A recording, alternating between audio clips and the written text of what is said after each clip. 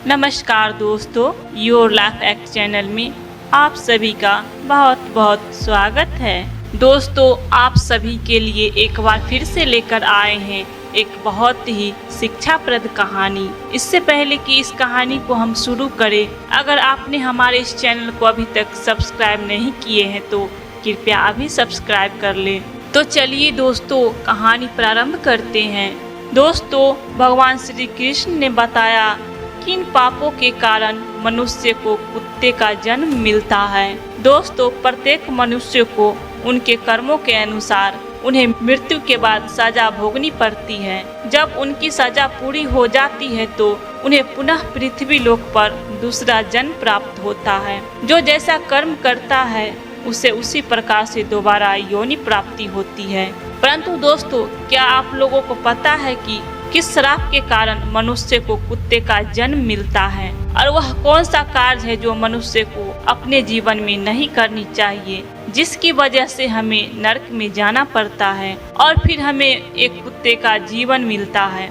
दोस्तों, हिंदू ग्रंथों के अनुसार इस धरती पर रहने वाले सभी मनुष्य को मृत्यु के बाद उसके कर्मों के अनुसार अलग अलग योनि में जन्म मिलता है। कुछ धार्मिक ग्रंथों में यह भी कहा गया है कि जो मनुष्य अपने जीवन में बहुत अधिक पाप करता है उन्हें एक ऐसी योनि में जन्म मिलता है जिसमें वे अपना दर्द दूसरे को बता नहीं सकते और न ही किसी के साथ बांट सकते हैं। और दोस्तों, आज मैं आपको यही बताऊंगी कि वह कौन से कार्य है जो एक मनुष्य को अपने जीवन में कभी नहीं करनी चाहिए, नहीं तो उसे कुत्ते का जीवन मिलना तय है।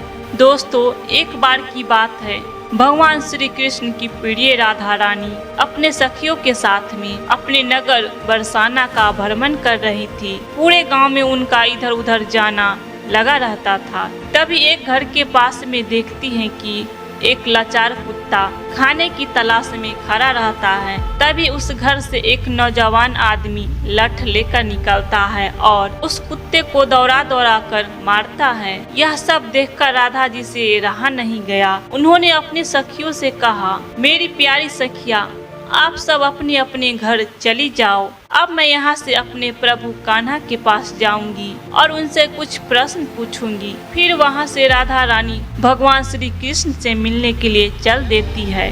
इधर भगवान श्री कृष्ण अपने राजभवन में स्वर्ण से बनी हुई सिंहासन पर विराजमान थे। तभी उनके पास राजभवन में उनकी प्रिय राधा रानी पहुँचती है और भगवान श्री कृष्ण से कहती है, कान्हा, जब मैं आज अपने नगर का भ्रमण कर रही थी तो मैंने नगर में देखा कि एक कुत्ता अपना कष्ट भरा जीवन जी रहा था और वह जिसके भी महल के द्वार पर जाता लोग उसे डंडे लेकर दौड़ा दौड़ा कर मार रहे होते हैं और उसे अपने भोजन के लिए इधर उधर भटकना पड़ रहा था, किंतु उसे पेट भरने के लिए कहीं भी भोजन नहीं मिला। तो हे प्रभु, इसे देखकर मेरे मन में एक प्रश्न उठ रहा है और मैं चाहती हूँ कि आप मेरे प्रश्नों का उत्तर दे। दोस्तों, फिर आगे भगवान श्री कृष्ण कहते हैं, हे प्रिय राधा रानी, आपके मन में जो भी प्रश्न है मुझसे निश्चिंत होकर बताओ, मैं तुम्हारे प्रश्न का उत्तर अवश्य दूंगा। फिर राधा रानी कहती है, हे प्रभु, मेरा प्रश्न यह है कि किस पाप के कारण मनुष्य को कुत्ते का जन्म मिलता है। दोस्तों, फिर आगे भगवान श्री कृष्ण कहते हैं, हे प्रिय राधा रानी, आज मैं आपको एक कथा सुनाता हूँ जिससे सुनकर आपको आपके प्रश्न का उत्तर अवश्य मिल जाएगा। इसलिए हे प्रिय, इस कथा को पूरे मन से सुनना। फिर आगे राधा रानी कहती है, हे प्रभु, आप कथा सुनाइए, मैं पूरा मन से इस कथा को सुनूंगी। दोस्तों, कथा को सुनाते हुए आगे भगवान श्री कृष्ण कहते हैं, हे प्रिय राधा रानी, एक समय की बात है जब भगवान श्री राम अपनी सभा में बैठे हुए थे, तभी उन्हें एक कुत्ते की रोने की आवाज सुनाई दी। तभी सभा में मौजूद द्वारपाल ने कुत्ते को वहां से भगा दिया और अगले दिन फिर से वही कुत्ता उसी स्थान पर आकर रोने लगा और द्वारपाल ने इस बार भी कुत्ते को वहां से मारकर भगा दिया और सभा के तीसरे दिन भी वही कुत्ता उसी स्थान पर आकर फिर से रोने लगा। तो भगवान राम के मन में एक प्रश्न उठने लगा कि आखिर यह कुत्ता रोज रोज मेरे दरबार के बाहर ही क्यों रोता है। और फिर भगवान राम ने उस कुत्ते के रोने के कारण जानना चाहा और द्वारपाल से कहा कि उस कुत्ते को यहाँ बुला कर लाओ। तो उस कुत्ते को बुलाने के लिए द्वारपाल उसके पास गए और बोले, प्रभु श्री राम ने आपको अपने दरबार में बुलाया है। तो कुत्ता बोला, हे मुनिवर, मुझे एक ऐसी योनि में जन्म मिला है जिसका मंदिर, राजभवन, रसोई घर और गौशाला जैसे पवित्र स्थानों पर जाना नहीं है। तुम जाकर प्रभु श्री राम से कह दो कि स्वयं वे मुझसे मिलने यहाँ पर आ जाए। और फिर द्वारपाल ने कुत्ते की सारी बातें भगवान श्री राम से जाकर बताया और ऐसा सुनकर भगवान श्री राम स्वयं उस कुत्ते के पास गए और उससे कहा कि तुम रोज मेरे दरबार के बाहर आकर क्यों रोते हो। तो कुत्ते ने भगवान श्री राम से कहा, हे प्रभु, मैंने कोई अपराध नहीं किया है, फिर भी एक सन्यासी ने मुझे पत्थर से मारा है जिसके कारण मेरा पैर टूट गया है और अब मुझे बहुत पीड़ा हो रही है और इसी कारण मैं रोज आपके दरबार में आकर रोता हूँ। दोस्तों, फिर आगे भगवान श्री कृष्ण कहते हैं, हे प्रिय राधा रानी, उस कुत्ते की पीड़ा को देखकर प्रभु श्री राम को बहुत दुख हुआ। फिर भगवान श्री राम ने अपने दरबारी को अपने दरबार में बुलाया और कहा, हे दरबारी, जाओ, जाकर वह सन्यासी को जहाँ भी हो उसे ढूंढकर मेरे दरबार में शीघ्र ही लेकर आओ। भगवान श्री राम की आज्ञा पाते ही उनके 2 सैनिक वहां से सीधा सन्यासी के घर पहुंच गए और उस सन्यासी को पकड़कर अपने साथ में लेकर भगवान श्री राम के दरबार में आ गए। फिर उस सन्यासी से कहा, क्या यह सत्य है कि तुमने इस कुत्ते को पत्थर से मारा है जिससे इसका पैर टूट गया है और यह अब ठीक से चल नहीं पा रहा है? तो इसने क्या अपराध किया था जिसके कारण तुमने इस बेजुबान कुत्ते का पैर तोड़ दिया?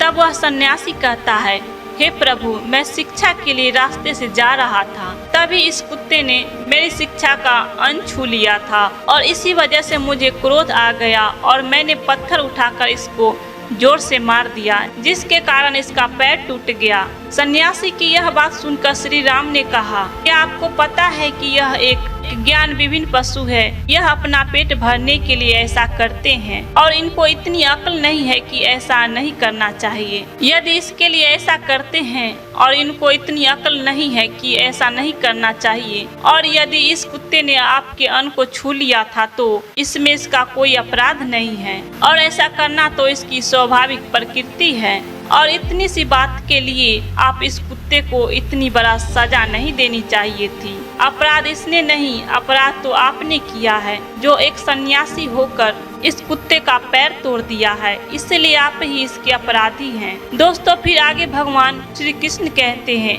हे प्रिय राधा रानी, भगवान श्री राम उस कुत्ते से कहते हैं कि यह सन्यासी तुम्हारा अपराधी है और तुम जो चाहे वह सजा इसको दे सकते हो। फिर भगवान श्री राम की यह बात सुनकर उस कुत्ते ने कहा, हे भगवान, इस सन्यासी को किसी महल का राजा बना दिया जाए। तो श्री राम ने उस कुत्ते की बात को स्वीकार कर लिया और उस सन्यासी को सुंदर वस्त्र पहनाकर एक घोड़े पर बिठा दिया और उस सन्यासी को एक महल में ले गए और वहां का राजा बना दिया गया। जब वह सन्यासी राजा बनकर एक स्वर्ण से बनी हुई सिंहासन पर बैठ गए, उसे वस्त्र भी राजा महाराजा जैसी मिल गया। इतनी सारी शानो शौकत पाकर वह सन्यासी अति प्रसन्न हुआ। फिर सोच रहा था कि मैंने अपने जीवन में कभी सपना भी नहीं देखा था कि मैं एक दिन राजा बनूंगा और एक कुत्ते ने मुझे राजा भी बना दिया। सच में इस कुत्ते में अक्ल नहीं है, क्योंकि मैंने उसकी टांग तोड़ दी पर उसने मुझे सजा देने के बजाय महल का राजा बना दिया। और यह सब देखकर लोग बहुत आश्चर्य में पड़ गए और लोगों ने प्रभु श्री राम से पूछा कि हे प्रभु, इस कुत्ते ने इस सन्यासी को सजा देने के बजाय महल का राजा क्यों बना दिया, जबकि उस सन्यासी ने तो कुत्ते का पैर तोड़ दिया था। और गांव के लोगों को इस बात को सुनकर प्रभु श्री राम ने कहा, इस सवाल का जवाब आप लोगों को वह कुत्ता ही दे सकता है। तब सब लोग उस कुत्ते के पास गए और उस कुत्ते से पूछा कि आपने उस सन्यासी के साथ ऐसा क्यों किया है? उसे दंड देने के बजाय उसे तुमने एक राज्य का राजा बना दिया है। तो कुत्ता मुस्कुराते हुए बोला, तुम जानना चाहते हो कि मैंने उस सन्यासी को सजा देने के बजाय उसे महल का राजा क्यों बना दिया है। दोस्तों, फिर आगे भगवान श्री कृष्ण कथा को सुनाते हुए अपनी प्रिय राधा रानी से कहते हैं, हे प्रिय राधा रानी, वह कुत्ता उन सभी से कहता है सुनो, यह अन्याय करने वाला राजा और घर पर पहुँचे याचक को भगाने वाला और दूसरों की संपत्ति को हड़पने वाला और किसी गरीब पर अत्याचार करने वाला मरकर दूसरे जन्म में कुत्ता ही बनता है। और यह एक सत्य है जिसमें कोई संकोच करने वाली बात नहीं है। एक राजा ही सबसे पहले गरीबों को सताता है और उनकी संपत्ति को हड़पते हैं। फिर आगे कुत्ता ने कहा, मैं भी पिछले जन्म में एक राजा था और मैं गरीबों को खूब सताया था और उनकी मेहनत का धन खूब हड़पा था और मैं भी लोगों के साथ बहुत अन्याय करता था और बेसहारा लोगों को, गरीबों की जमीनों को हड़प लिया करता था और अपने से छोटे लोगों पर खूब अत्याचार करता था, जिसके कारण मुझे इस जन्म में कुत्ते का जीवन मिला है और अब मैं अपने पापों का फल भोग रहा हूँ। और मैंने उस सन्यासी को इसलिए राजा बनाया है ताकि उसे भी अगले जन्म में कुत्ते का जीवन मिले और तब उसे पता चलेगा कि कुत्ते की जिंदगी कैसी होती है और अपना पेट पालने के लिए कितने लोगों से मार खानी पड़ती है। और हम कुत्तों का जीवन आसान नहीं होता है। दोस्तों, कथा को आगे कहते हुए भगवान श्री कृष्ण कहते हैं, प्रिय राधा रानी, यह वही लोग हैं जो पाप धुलने के लिए गंगा जी में जाते हैं, किंतु वहां से आते ही फिर से पाप करना शुरू कर देते हैं। और फिर आगे राधा रानी कहती है, हे प्रभु, क्या गंगा जी में पाप नहीं धुलते हैं? तो भगवान श्री कृष्ण मुस्कुराते हुए कहते हैं, हे प्रिय राधा रानी, गंगा जी में वही पाप धुलता है जो अनजाने में हो जाते हैं। जानबूझकर किए गए पाप कभी नहीं धुलते हैं। और गंगा जी में स्नान करने से वही मनुष्य पवित्र होता है जिसका मन साफ हो और मन में कोई छल न हो तथा मन में गंदे विचार नहीं हो। और गंगा जी में छल करने वाले, दूसरों की बहन बेटियों पर बुरी नजर रखने वाले लोगों का कुछ नहीं होता है। वह प्रत्येक मनुष्य को अपने कर्मों का फल अवश्य मिलता है। दोस्तों, इसलिए आप लोगों से हाथ जोड़कर निवेदन है कि किसी बेजुबान जानवर को अगर हम लोग एक वक्त पेट भरने के लिए अन्न नहीं दे सकते हैं तो उन्हें कष्ट पहुंचाने का भी हक नहीं है। और आप लोगों से मेरा हाथ जोड़कर निवेदन है कि किसी भी बेजुबान जानवर को कभी भी कष्ट न दे। यदि कोई कुत्ता या बेजुबान जानवर आपके घर पर आता है तो उसे यदि रोटी नहीं दे सकते हैं तो उसे मारो भी मत, क्योंकि वह भी एक जीव है, उसे भी दर्द होता है और ईश्वर आपके पापों को देखता है। दोस्तों, इस प्रकार से भगवान श्री कृष्ण ने अपनी प्रिय राधा रानी को बताया कि कौन से पापों के कारण मनुष्य को कुत्ते का जन्म मिलता है। दोस्तों, उम्मीद करती हूँ आप सभी लोगों को यह हमारे द्वारा बताई गई कथा पसंद आई होगी। अगर आप लोगों को यह कथा पसंद आई हो तो वीडियो को लाइक जरूर करें और कमेंट में जय श्री कृष्णा जरूर लिखें।